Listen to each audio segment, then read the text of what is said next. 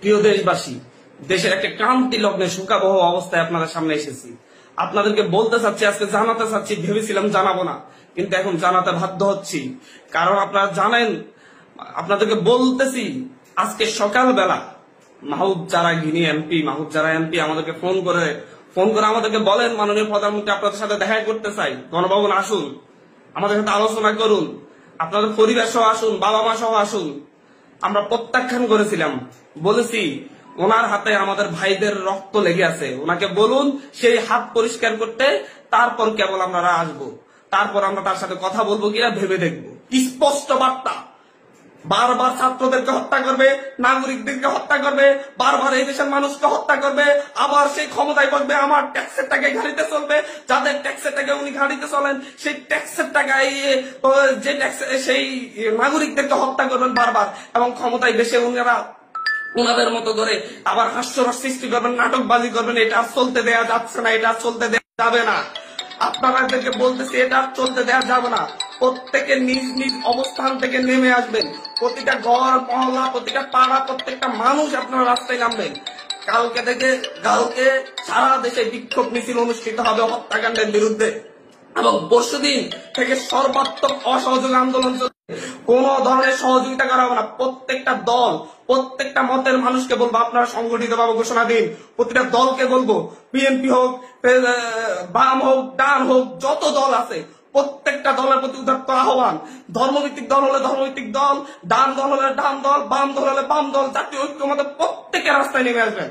প্রত্যেকে রাস্তায় নেমে ঐক্যবদ্ধভাবে আপনারা জানান দিবেন, এইটা বাংলাদেশে চলতে পারে না, কোন রক্ত খেকো এইভাবে থাকতে পারে না, বারবার রক্ত জড়িয়ে তারা ক্ষমতায় থাকবে, তা হতে পারে না। তিনি আজকে সকালে আমাদেরকে বলেছেন, আমাদেরকে দাওয়াত করতেছেন যে আমার বাবা মাকে নিয়ে আমি ওনার গণভবনে যেতাম, যে ওনাদের সাথে আলোচনা করতাম। জাস্ট একটা কথাই বলেছি, ওনার হাতে আমার ভাইদের রক্ত লেগে আছে, উনি ওই রক্তাক্ত হাত পরিষ্কার করুন, তারপর আমরা গণভবনে যাবো কিনা ভেবে দেখবো। কিন্তু তিনি তো রক্তাক্ত হাত পরিষ্কার করার সিদ্ধান্ত নেনই নেই, তিনি বরং আরো রক্ত ঝরানোর পথ বেছে নিয়েছেন। বাংলাদেশের পুলিশ বাহিনী, র্যাব বাহিনী, সেনাবাহিনীকে বলবো, আপনাদেরকে বলতেছি, আপনাদের ছেলে সন্তানরাও আন্দোলন করতেছে, আপনাদের ছেলে সন্তানরাও বিশ্ববিদ্যালয়ে পড়ে, স্কুলে পড়ে, কলেজে পড়ে, তাদেরকে হত্যা করা হচ্ছে। ভুলে যাবেন না মুক্তিযুদ্ধের সেই পুলিশের কথা, যার সন্তানের বুক ঝাঁঝা করে দেওয়া হয়েছিল আরেক পুলিশের গুলিতে যাত্রাবাড়ি থেকে। সে প্রশ্ন করেছিল, স্যার একটা ছেলেকে মারতে কয়টা গুলি লাগে? তো আপনাদেরকে বলতেছি, আপনারা জনগণের পাশে দাঁড়ান।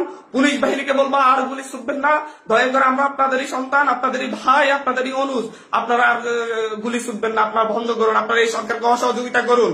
আপনাদেরকে বলতেছি, এই সরকারকে অসহযোগিতা করুন। র্যাব বাহিনীকে, পুলিশ বাহিনীকে, যত আইন শৃঙ্খলা বাহিনী আছে প্রত্যেককে বলতেছি, আপনারা আপনাদের ব্যারাকে ফিরে যান, আর কোন ভাইদের হত্যা করবেন না। আমাদের আন্দোলন শান্তিপূর্ণ ছিল, শান্তিপূর্ণ থাকবে।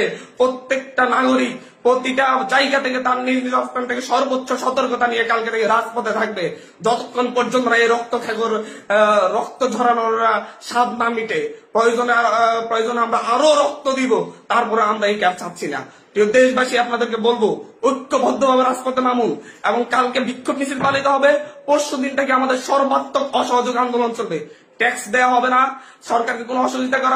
সরকারকে কোনো ধরনের সহযোগিতা করা হবে না। প্রত্যেকটা অফিস আদালত বন্ধ থাকবে, সচিবালয় থেকে শুরু করে একটা প্রাইমারি স্কুল পর্যন্ত সব বন্ধ থাকবে কালকে থেকে এদেশের মানুষ তাদের ঐক্যবদ্ধ শক্তির প্রমাণ দিবে এবং রাজপথে লড়াই করবে।